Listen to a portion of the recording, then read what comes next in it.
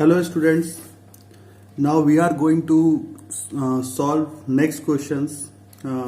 Miscellaneous exercise के next questions हम लोग सॉल्व करेंगे.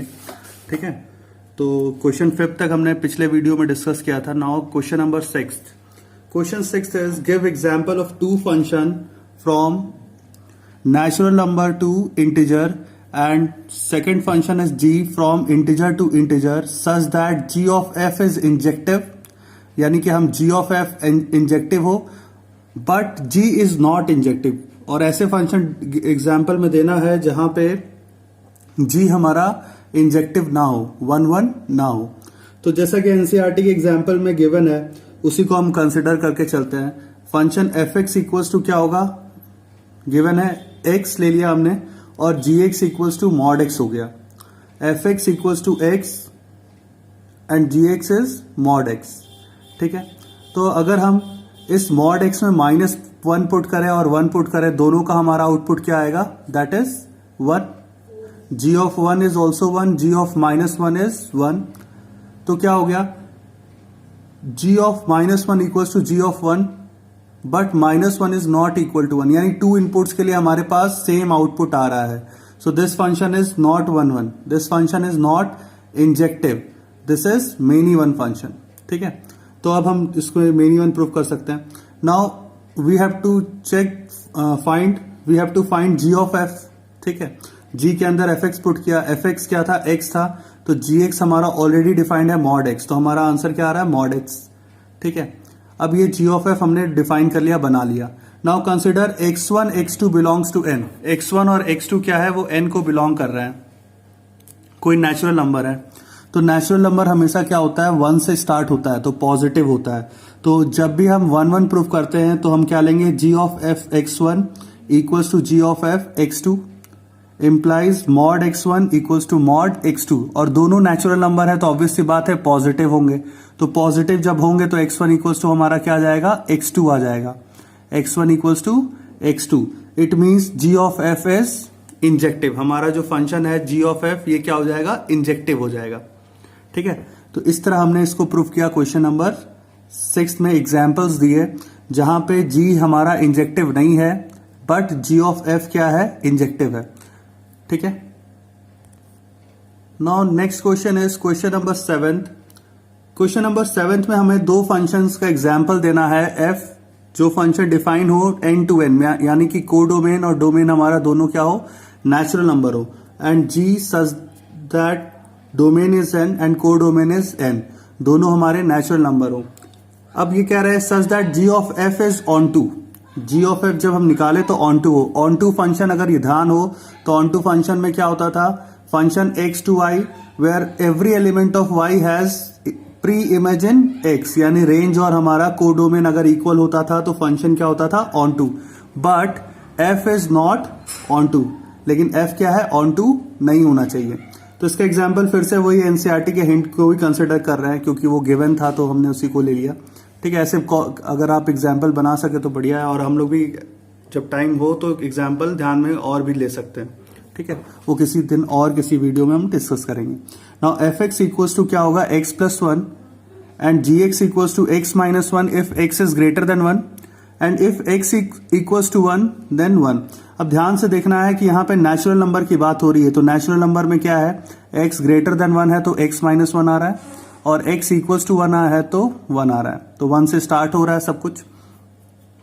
सिमिलरली फंक्शन एफ एक्स के लिए हम x प्लस 1 ले रहे हैं. तो अब ध्यान, अगर हम इसको देखें यहाँ पे एफ एक्स के लिए दोनों हमारा क्या है, नेचुरल नंबर है, तो फंक्शन जो हमारा एफ एक्स है it is not onto. क्यों, क्योंकि एफ एक्स में हमारा आउटपुट भी क्या आना चाहिए, 1 आना चाहिए. 1 कब आएगा, व्हेन x इज 0. तो जो हमारे आउटपुट पे 1 है, को डोमेन पे 1 है, उसकी प्री इमेज x में लाई नहीं करेगी. इट मीन्स ये फंक्शन हमारा ऑन टू नहीं होगा. तो हम देखते हैं, consider the element 1 in the को डोमेन ऑफ नेचुरल नंबर. सो अगर 1 लाना है हमें को डोमेन पे तो x की वैल्यू क्या होनी चाहिए, 0 होनी चाहिए. 0 प्लस 1 इज 1, बट 0 नहीं ले सकते. क्यों नहीं ले सकते, क्योंकि 0 नेचुरल नंबर नहीं है. तो ये जो फंक्शन होगा it is not onto, यानी 1 एक ऐसा नंबर होगा इस नेचुरल नंबर में n टू n में जहां पे उसकी प्री इमेज एग्जिस्ट नहीं करेगी, ठीक है। तो फंक्शन हमारा ऑन टू हो गया। अब लेकिन हमें प्रूव करना है कि g ऑफ f फंक्शन हमारा ऑन टू नहीं है, सॉरी फंक्शन हमारा ऑन टू नहीं है, function is not onto. Why? Because कि 1 की प्री इमेज एग्जिस्ट नहीं कर रही है, ठीक है। और ऐसे भी लिख सकते हैं codomain is not equal to range, ठीक है। यहां पे रेंज जो है, यहां पे रेंज कहां से आ रहा है? 2 से आ रहा है। नाउ हम इसको देखते हैं, g of f from n to n, g of fx put करते हैं। तो g ऑफ fx में हमने बना लिया, तो फंक्शन में हमारा क्या आ रहा है? आंसर 1 आ रहा है, 1 आ रहा है। यानी हम g ऑफ f में कुछ भी पुट करेंगे। g ऑफ fx कैसे निकाला? fx की प्लेस पे हमने क्या पुट किया है? x plus 1।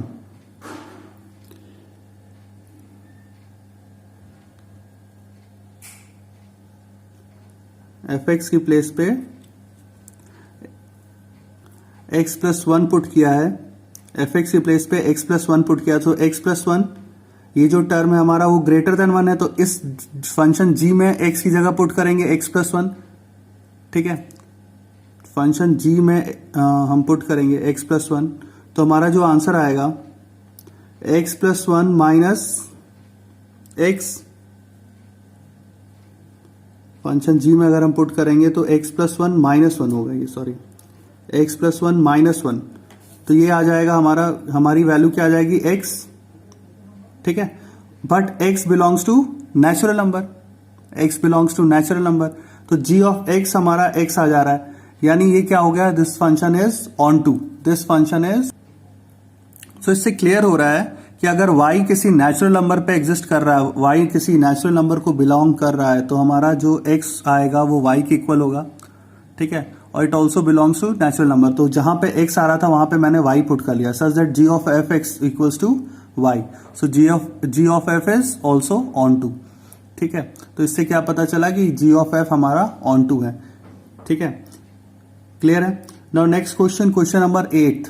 क्वेश्चन नंबर 8 में हमारे पास क्वेश्चन है, given that non empty set x consider that power set of x which is set of all subset x defined as a relation R in par set for subset A comma B in par set A R B, यानी A relation B given है if and only if A is less than B.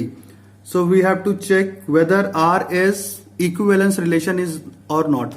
तो ये कह रहे हैं कि एक set है A से एक सेट है, ठीक है, और इसका एक सबसेट, इस सेट X का सेट ऑफ ऑल सबसेट बनाया गया, that is PX power set, ठीक है। और उसके अंदर एक रिलेशन है A और B, A और B जो है इस पार सेट के अंदर ही आते हैं।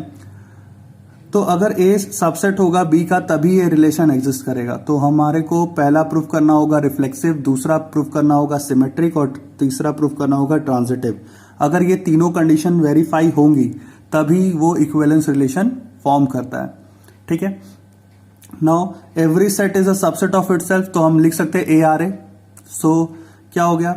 For all A belongs to PX ARA exist. So R हमारा क्या आ गया? Reflexive, R is reflexive. Now if ARB is there means A is the subset of B।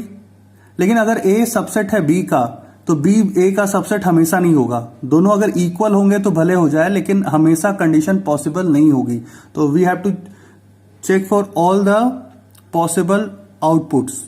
तो हमने देख लिया, हो सकता अगर A is the subset of B then B may और may not be equal to A और may not be subset of B, तो हम मान के चलते हैं it is not a subset of A। So B is not a subset of A, so BRA is not possible, therefore R is not symmetric, R is not symmetric. Now third case है कि हमें proof करना है transitive. Now if ARB is there and BRC is there we have to show ARC। So ARB is there means A is the subset of B, BRC यानी B और C के बीच में relation है, so B is the subset of C. So if A is the subset of B and B is the subset of C, then A is the subset of C. So R is transitive. तो ये क्या हो गया? Reflexive तो है but symmetric नहीं है और ट्रांजिटिव है। So this relation R is not an equivalence relation. This relation R is not an equivalence relation. ठीक है। नाउ क्वेश्चन नंबर 10 है, find the number of all find the number of all onto functions from the set 1 2 3 up to n, यानी इस सेट में there are n number of elements to itself कह रहा है। तो इसके लिए मैंने फॉर्मूला तो आपको बताया था कि इट इज n फैक्टोरियल। सो अगर n एलिमेंट्स है तो ये क्या आ जाएगा, n फैक्टोरियल। सो इसका आंसर हमारा सीधा मैं लिख रहा हूं n फैक्टोरियल। ठीक है, मैपिंग के थ्रू होता है ये। नाउ नेक्स्ट क्वेश्चन है एफ इनवर्स फाइंड करना है। पहले चेक करना है कि एफ इनवर्स एग्जिस्ट करेगा कि नहीं करेगा। फ्रॉम s टू t है तो t टू s बनाना है, तो 1 1 और ऑन टू होना चाहिए। तो s में हमारे पास एलिमेंट है a b c, t में एलिमेंट्स है 1 2 3 और ये फंक्शन डिफाइंड है फ्रॉम s टू t। ठीक है, तो a के लिए आउटपुट है 3, b के लिए 2 और c के लिए 1, यानी हर एक डिस्टिंक्ट एलिमेंट जो s को बिलोंग कर रहा है उसका एक इमेज बन रही है सेट t में। So this function f is 1 1 और जितने भी 1 2 3 जो सेट t के एलिमेंट्स हैं इनकी प्री इमेज कहां एग्जिस्ट कर रही है, s में। So this is also onto, तो f इनवर्स एग्जिस्ट करेगा। तो हमें क्या करना है, a3 का 3a कर देंगे, यानी जो हमारा इनपुट था वो आउटपुट बन गया और जो आउटपुट था वो क्या हो गया, इनपुट हो गया। सो a, 3 जो होगा वो चेंज हो जाएगा 3, a में, b, 2 change to 2, b, c, 1 change to 1, c। So f inverse t to s exist. ठीक है, नाउ नेक्स्ट क्वेश्चन है f equals to for same set s to t f is a, 2 b, 1 c, 1। अब ये देखने पे समझ में आ रहा है कि b और c के लिए हमारे पास सेम आउटपुट आ रहा है, that is 1। So this function is not 1 1। ठीक है, और यहां पे एक चीज और देखा जाए तो 3 का जो हमारा प्री इमेज है वो s में एग्जिस्ट नहीं कर रहा है, तो ये ऑन टू भी नहीं है। सो f inverse does not exist. ठीक है, नाउ क्वेश्चन नंबर 15 पे आते हैं। ध्यान देना है कि 9 12 13 14 हमें नहीं करना है सीबीएसई स्टूडेंट्स को। क्यों नहीं करना है, क्योंकि अब हमारे कोर्स में बाइनरी ऑपरेशन नहीं है। ठीक है, लेकिन उसके लिए मैं अलग से एक वीडियो बनाऊंगा, तो आप नॉलेज के लिए उसको पढ़ सकते हो। Now question number 15 is there are 2 functions f and g और हमें प्रूव करना है कि ये दोनों फंक्शन इक्वल हैं कि नहीं है फॉर द डोमेन a में हमारे पास एलिमेंट्स है -1 0 1 2 और b जो है b हमारे पास गिवन है -4 -2 0 एंड 2। ठीक है, तो यहां पे कह रहे हैं क्वेश्चन में कि यहां पे दोनों फंक्शन के लिए डोमेन और रेंज क्या है, a टू b है। तो हमारा जो भी आउटपुट आएगा वो b के अंदर आना चाहिए और जो भी इनपुट्स हैं वो -1 0 1 2 में लेना है। फंक्शन क्या है, fx is x² - x where x belongs to a and gx is 2 into mod x minus 1 by 2 minus 1। यहां पे भी x belongs to a है। तो सबसे पहले चेक करते हैं -1 पुट करके, तो -1 पुट करते हैं तो -1 स्क्वायर -1 +1 हो गया, तो it is equal to 2। Then g of -1 put करते हैं -1 by 2 3 by 2 आ जाएगा, 2 into 2 कैंसल आउट होगा, 3 - 1 equals to 2। So f -1 equals to g -1। Similarly f of 0 निकालेंगे तो 0 आएगा, g ऑफ 0 निकालेंगे तो भी 0 आएगा। So f of 0 equals to g of 0। f1 निकालते हैं, 1 square -1 is 0, g of 1 is 2 into mod 1 - 1 by 2 -1 1 - 1 equals to 0। So f1 equals to g1।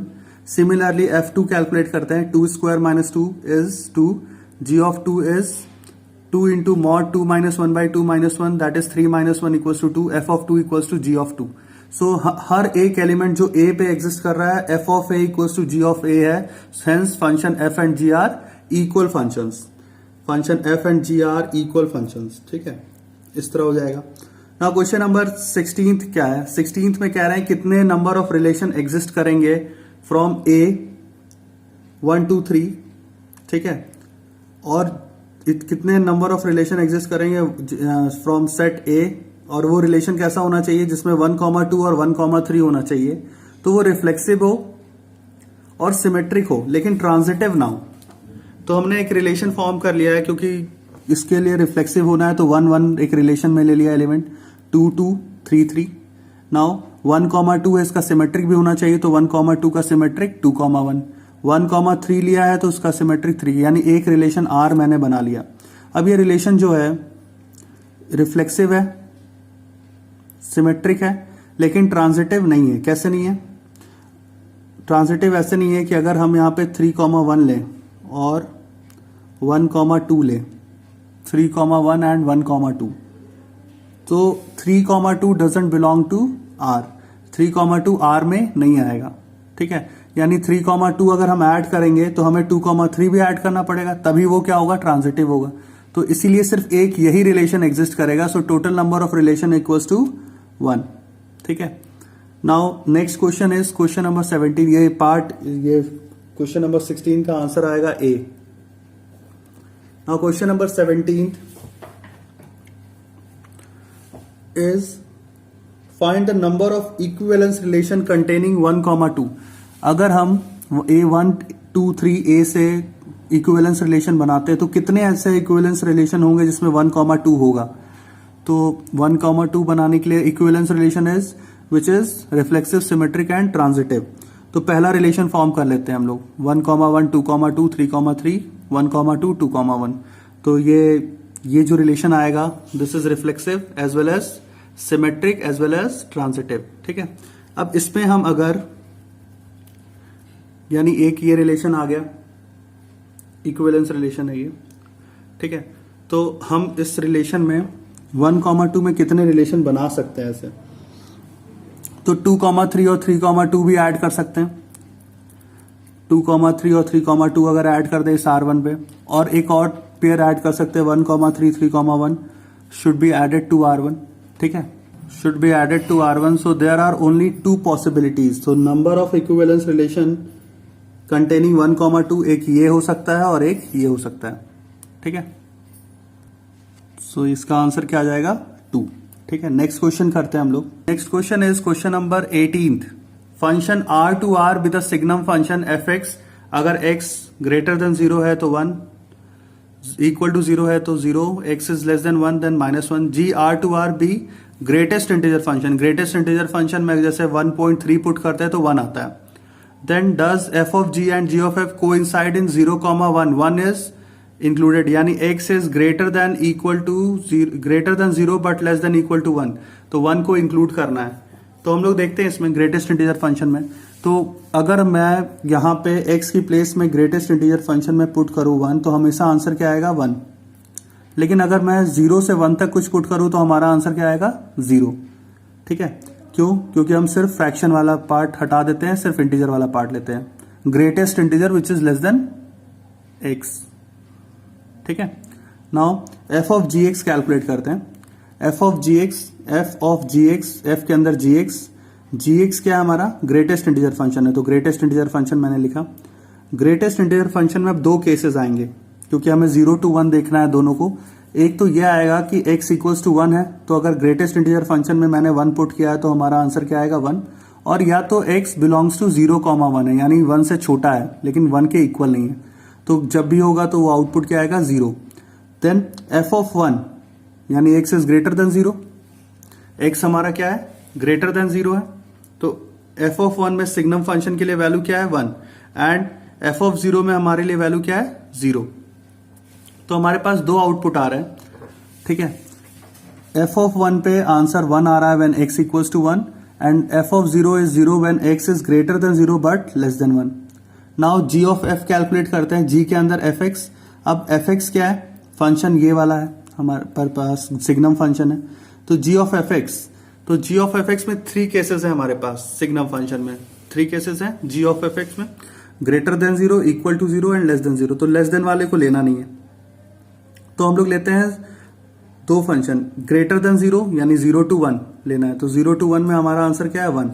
तो 1 पुट करते हैं अगर g ऑफ 1 में, g ऑफ 1 का मतलब क्या है, 1 को ग्रेटेस्ट इंटीजर फंक्शन में पुट करेंगे तो क्या आ जाएगा, 1 आ जाएगा, ठीक है। इसको हम फिर से समझते हैं, यानी कि g ऑफ fx है, fx क्या है, fx हमारा था ग्रेटर देन 1, क्योंकि 0 to 1 लेना है, 0 to 1 में अगर x ग्रेटर देन 0 है तो 1 ही पुट कर आएगा, fx ये क्या था, हमारा सिग्नम फंक्शन था, तो हमने यहाँ पे fx की प्लेस पे 1 पुट किया, तो g ऑफ 1 यानी हम 1 पुट करेंगे कहाँ, ग्रेटेस्ट इंटीजर फंक्शन में, तो 1 पुट करने से हमारा आंसर क्या आ रहा है, 1। तो हमारा फंक्शन जो है व्हेन x बिलोंग्स टू 0,1, ठीक है, व्हेन x बिलोंग्स टू 0,1, अब ये क्या जा रहा है कि 0,1 के में g ऑफ f तो 1 आ रहा है, ठीक है, g of f is 1 but f of g is 0, ये यहाँ पे एफ ऑफ जी मैंने निकाला था 0 to 1 के बीच में, ये 0 आ रहा था हमारा, ये 0 आ रहा था। और जी ऑफ एफ अगर 0 to 1 निकालेंगे तो ये 1 आ रहा है। So F of G and G of F do not coincide in open interval 0,1 closed interval. ठीक है, ये कोइंसाइड नहीं करेगा, दोनों की वैल्यू क्या आ रही है, डिफर कर रही है। ठीक है, होप ये समझ में आया होगा। ये हमारी मिसलेनियस एक्सरसाइज कंप्लीट हो गई है सीबीएसई स्टूडेंट्स के लिए। Thank you so much.